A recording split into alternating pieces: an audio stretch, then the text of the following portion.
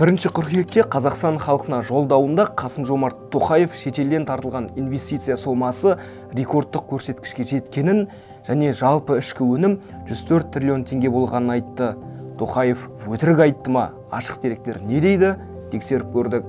Былтыр Қазақстанның ішкі жалпы өнімі 104 триллион теңге болды.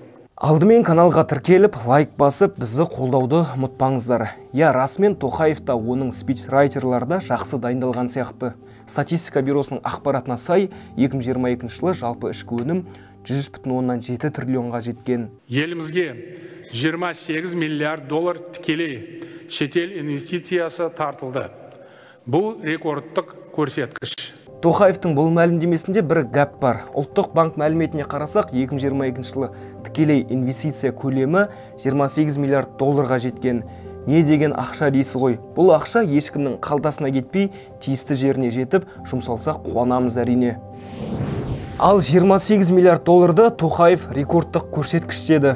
Алайда олай емес. Себебі 2012 жылы бұл көрсеткіш 28,8 миллиард долларға жеткен. Әзірге бұл ең жоғарғы көрсеткіш. Негізі Тоқаев бұған дейінде тікелей инвестиция туралы мәлімдеме жасаған. Бірақ ол кезде кейінгі 10 жылдағы рекордтық көрсеткішке жетті деген еді. Сыртқы сауда-саттық бұрын болмаған деңгейге, яғни 136 миллиард долларға жетті. Оның 84 миллиарды экспорт. 2022 жылы сыртқы сауда-саттық 135,5 миллиард долларға жетті. Және бұл расымен де ең жоғарғы көрсеткіш. Оның 84,5 миллиард доллары Тоқаев айтқандай экспортқа, ал 50,9 миллиард доллары импортқа тиесілі. Қысқаша осы. Каналға міндетті түрде тіркеліңіз, лайк басыңыз, видеоны бөлісіңіз. Келесі кездескенше.